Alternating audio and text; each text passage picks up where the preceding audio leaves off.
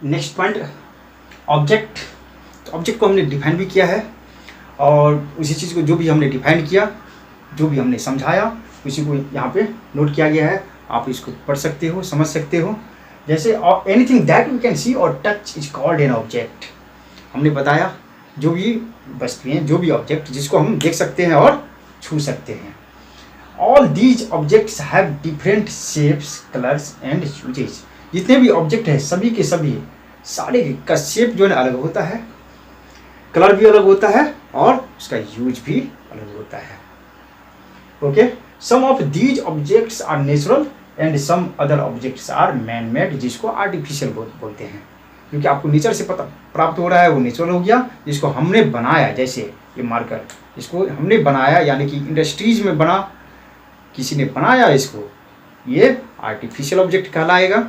लेकिन कुछ ऑब्जेक्ट ऐसे हैं जो कि नेचुरल होते हैं। All objects are made up of materials and have different properties.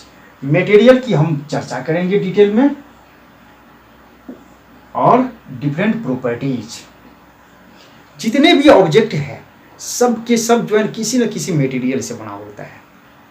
जितने भी ऑब्जेक्ट है सब के सब जो है किसी न किसी मटेरियल से बना होता है। जैसे जैसे ये ऑब्जेक्ट है, तो आपको पता करना है कि इसमें जो कौन कौन सा मटेरियल यूज हुआ है। जितना भी जो भी मटेरियल यूज हुआ है वो अलग अलग मटेरियल से मिलकर जो है ये मार्कर बना, तो मार्कर जो है एक ऑब्जेक्ट है।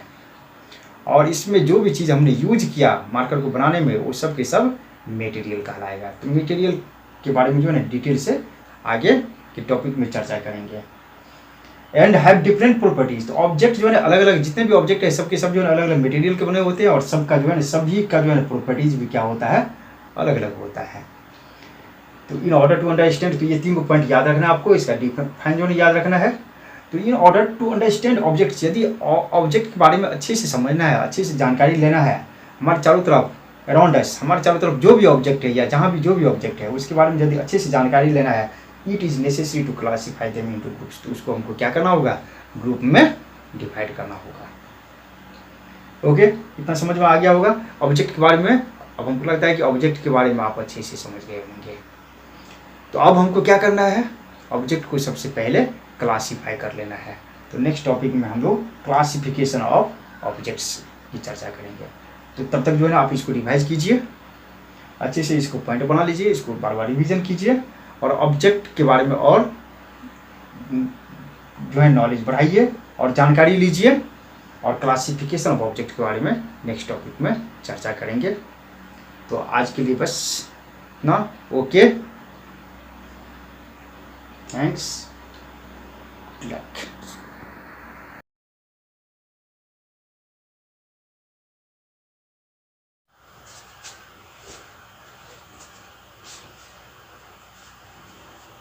हेलो एवरीवन, चलिए आप लोग तैयार हैं। क्लास 6 हमने पिछले टॉपिक्स में चर्चा की थी, सब्जेक्ट साइंस की chapter 4, sorting of materials into groups, sorting materials into groups, इसकी चर्चा की थी। यानी कि वस्तुओं का समूह बनाना, इसका क्या इम्पोर्टेंस है, हमारी लाइफ में कितना इम्पोर्टेंस है, इसकी मैंने जानकारी दी। और आप लोग भी समझ रहे होंगे कि सॉर्टिंग जो है ना, ऑब्जेक्ट का, मटेरियल का सॉर्टिंग करना कितना ज़रूरी है। आपको भी लग रहा होगा कि ये काफ़ी इम्पोर्टेंट है। ओके, तो मैंने पिछले क्लास में चर्चाएं की और क्लासिफिकेशन ऑफ ऑब्जेक्ट की चर्चा की, और क्लासिफिकेशन ऑफ ऑब्जेक्ट के बारे में बोले थे कि अगले टॉपिक्स में चर्चा करेंगे। ओके, तो इसमें क्लासिफिकेशन ऑफ ऑब्जेक्ट देखना है। The advantage of sorting and placing things group wise. तो सॉर्टिंग का एडवांटेज और प्लेसिंग थिंग ग्रुप वाइज, आपके पास ढेर सारी वस्तुएं हैं, चीज़ है, उसको आप ग्रुप वाइज यदि आप उसको सॉर्ट करते हो, then it becomes very easy to locate a particular thing. तो वो वस्तु, वो थिंग्स आपको एक पार्टिकुलर प्लेस पे चला जाता है। सॉर्टिंग करने पे, उसको ग्रुप में करने पे वो पार्टिकुलर थिंग्स किसी एक जगह पे आ जाता है और हम उसको इजी वे में आसानी से उसको हम लोग लोकेट कर सकते हैं, चूज कर सकते हैं जब भी आपको ज़रूरत हो। एग्जाम्पल भी देखिए, मैंने बताया था कि यदि हम किसी किराना दुकान में जाते हैं तो उसमें ढेर सारी वस्तुएं हैं, तो आपको जैसे टूथपेस्ट चाहिए था, इसका एग्जाम्पल मैंने बताया था, तो वो किसी एक उस कमरे में जिसमें दुकान लगी होती है, तो किसी एक पार्टिकुलर प्लेस पे जो है ना सारे सभी के सभी टूथपेस्ट को रखा जाता है। आप जो है टूथपेस्ट की बात करोगे वो उसी प्लेस पे जाके वहाँ से निकाल के आपको दे देगा। बिस्किट्स के भी जितने भी आइटम्स होते हैं वो सब की सब किसी एक पार्टिकुलर प्लेस पे उसको फिक्स किया जाता है, रखा जाता है। आप जब भी बिस्कुट की चर्चा करोगे, मांगोगे, तो आपको मिल जाएगा। स्पाइसेज आप क्या करता है दुकान वाले, किसी एक पार्टिकुलर प्लेस पे रखता है, तो क्या होता है उसको लोकेट करने में, खोजने में, आपको निकाल के देने में बहुत ही ईजी हो जाता है। यानी कि हमारे लाइफ को सॉर्टिंग ईजी बना देता है। तो सॉर्टिंग बहुत ही इम्पोर्टेंट है, मैंने है ओके। सॉर्टिंग को हम लोग भी जो है ना एक तरीके से यदि हम टाइम को यदि सॉर्ट करें, ये भी एक एग्जांपल हो सकता है कि आपने टाइम को जो है कैसे सॉर्ट किया है, 24 घंटे आवर्स को कैसे सॉर्ट किया है कि किस वक्त जो है क्या पढ़ना है, किस वक्त खाना है, किस वक्त सोना है, किस वक्त खेलना है, ये सॉर्टिंग हो गया। यदि आप डेली वही आपका यदि रूटीन रहा तो कोई भी व्यक्ति आपकी एक्टिविटी को समझ जाएगा कि इस वक्त ये लड़का ये कर रहा होगा। तो हम लैब से इसको जोड़ के देख सकते हैं ओके। तो क्लासिफिकेशन को जो है डिफाइन कर लिया जाए तो grouping different objects on the basis of certain similarities and dissimilarities is called classification. तो आपको ग्रुपिंग करना है डिफरेंट ऑब्जेक्ट का, अलग अलग वस्तुओं का क्या करना है, आपको ग्रुपिंग करना है। किस बेसिस पे, तो सिमिलरिटीज एंड डिसिमिलरिटीज, सिमिलरिटी के आधार पे। जैसे हमने पेस्ट की बात की तो पेस्ट तो ढेर सारी कंपनी का है, तो लेकिन सब की सब तो पेस्ट है, तो सारे कंपनी का पेस्ट एक जगह ग्रुप कर दिया। बिस्किट्स अलग अलग कंपनी की है, अलग अलग प्रकार की बिस्किट्स है, लेकिन सब की सब तो बिस्किट है, तो उसमें सिमिलरिटीज है कि सब की सब बिस्किट है, कंपनी अलग है लेकिन सब की सब बिस्किट है, इसलिए उसको हमने सॉर्ट किया और एक जगह रख दिया ओके। डिसिमिलरिटीज, डिसिमिलरिटी यदि सिमिलरिटी नहीं है, बिल्कुल ही सिमिलरिटीज नहीं है, तो जैसे पेस्ट और बिस्किट दोनों डिसिमिलर है, इसलिए दोनों अलग अलग प्लेस पे सॉर्ट किया जाएगा, अलग अलग ग्रुप में करके उसको अलग अलग प्लेस पे रखा जाएगा। चलिए, तो क्लासिफिकेशन भी समझ गए आप। तो सिमिलरिटीज और डिसिमिलरिटीज के आधार पे हम क्या करते हैं, ऑब्जेक्ट को क्या करते हैं, अलग अलग ग्रुप बना के उसको सॉर्ट करते हैं ओके। तो इसमें सिमिलरिटीज डिसिमिलरिटीज आपको नेचुरल, आपको आर्टिफिशियल के आधार पे भी, living object, non living object के आधार पे भी हम इसको क्लासिफाई कर सकते हैं। तो क्लासिफिकेशन को हम और आगे चर्चा करेंगे, एक और क्लास लेंगे, एक और टॉपिक इसको जाके क्लियर करेंगे। तो आज पहले जो है हल्की चर्चा की और एक क्वेश्चन हम आपसे कर रहे हैं कि कुछ ऑब्जेक्ट मैंने दे रहा हूँ यहाँ पे एग्जाम्पल के तौर पे, आपको इसको क्या करना है, classify the given object on the basis of given criteria of, जैसे फ्रूट, तो इसमें ऑब्जेक्ट है, इसमें आपको फ्रूट को अलग करना है, उसका एक ग्रुप बनाना है, वेजिटेबल का अलग बनाना है, सीरियल्स का अलग बनाना है, फाइबर्स और स्पाइसेस का अलग बनाना है। जैसे potato, wheat, cotton, black peppers, apple, silk, ladies finger, maize, chilli, orange, wool, turmeric, sweet potato, onion, rice, garlic. तो ये कुछ आपको ऑब्जेक्ट है, आप क्या करो, एक टेबल बनाओ और जैसे फ्रूट, तो इसमें जितने भी फ्रूट्स हैं, फ्रूट का जो है एक कॉलम बनाओ, वेजिटेबल का, स्पाइसेज का, सीरियल का और फाइबर का, और इसमें क्या करो, आप उसको अलग अलग ग्रुप में उसको फिलअप करो। तो कर पाओगे? चलो स्टार्ट करते हैं। जैसे पोटैटो की बात करते हैं, तो पोटैटो आप किस में रखोगे, फ्रूट में, वेजिटेबल में, स्पाइसेज में, सीरियल में और फाइबर्स में। क्या है पोटैटो, क्या है, तो आपको पता रहना चाहिए पहले से पोटैटो क्या है आपका। तो पोटैटो आपका क्या है, वेजिटेबल है, तो ये इसमें आ जाएगा ओके। व्हीट, व्हीट किस में आएगा आपको, व्हीट आ जाएगा इसमें, सीरियल में, अनाज में। ठीक है। कॉटन, कॉटन की चर्चा की है पिछले क्लास में। कॉटन क्या है आपका? फाइबर है, इसमें आ जाएगा। ओके। ब्लैक पेपर, मरीच, काली मिर्च, तो ये आपका आ जाएगा किसमें? स्पाइसेज में।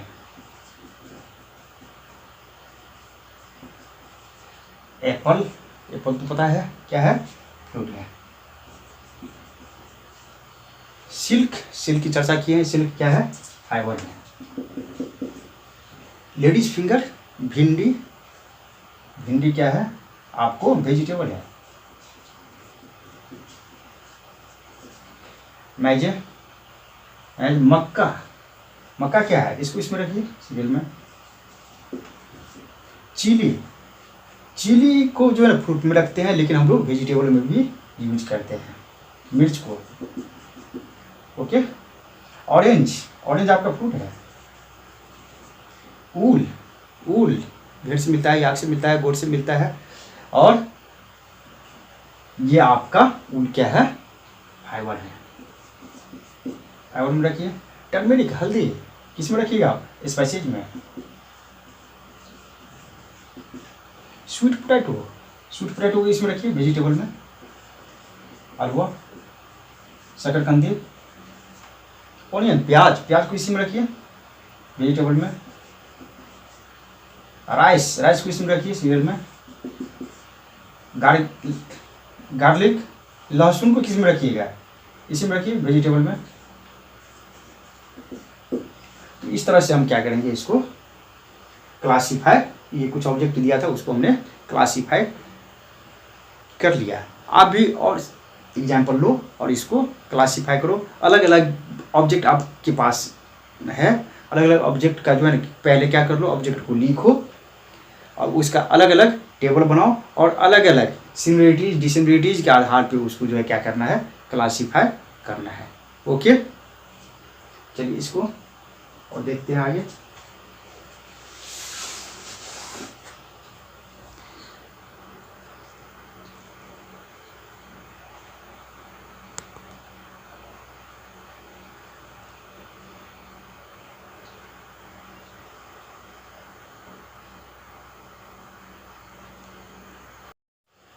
हम लोग जो है ना इम्पोर्टेंस ऑफ क्लासिफिकेशन की चर्चा कर ले कि क्लासिफिकेशन यदि हम करते हैं तो इसका महत्व क्या है।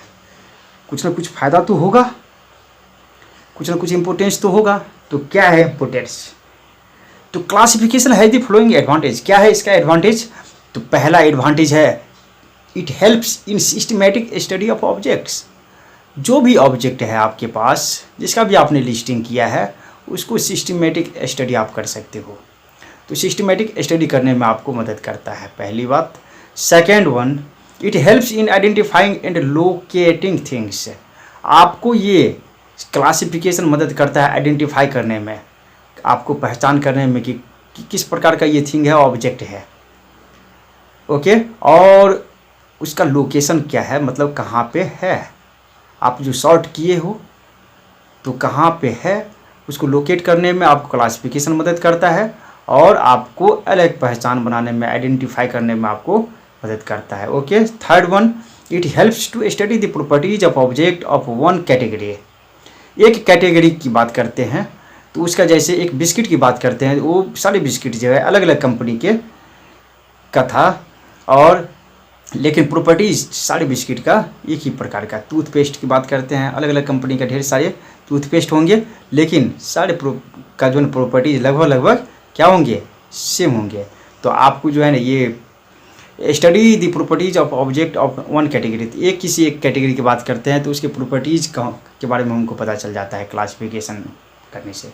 And also observe any pattern in these properties, और उस प्रॉपर्टीज में भी जो है ना आपको अलग अलग पैटर्न के बारे में पता चल जाएगा। And fourth one, it helps us to know that how the members of a group differ from those of other groups. तो आपने क्या किया क्लासिफिकेशन में, अलग अलग ग्रुप बनाया, तो ये आपको ये जानने में मदद करता है कि एक ग्रुप दूसरे ग्रुप से कैसे अलग है, एक ग्रुप दूसरे ग्रुप से कैसे अलग है, इट हेल्प्स, ये आपको मदद करता है to know that how the members of one group of a group differ from those of other group. दूसरे ग्रुप से पहला ग्रुप या पहले ग्रुप से दूसरे ग्रुप यानी कि ग्रुप में जो भी है उसको आपको अंतर यानी अलग अलग होने के बारे में आपको बताता है।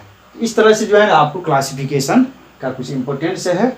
ठीक है, तो आपको जानकारी हो गया होगा कि क्लासिफिकेशन का क्या महत्व है। तो ये कुछ पॉइंट्स है, आप इसको रिवाइज कीजिए, इसको पढ़िए।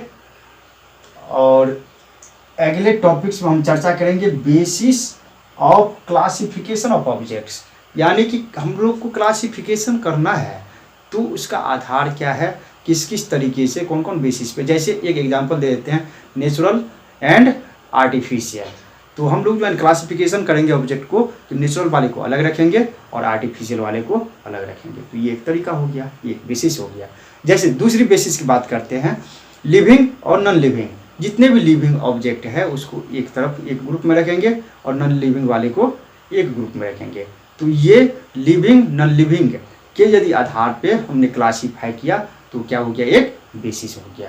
तो इसकी चर्चा नेक्स्ट टॉपिक में करेंगे। ओके, तो आज के लिए बस इतना। ओके, आप इसको रिवाइज करते रहो, पढ़ते रहो, क्वेश्चन आंसर भी करते रहो। Okay, thanks.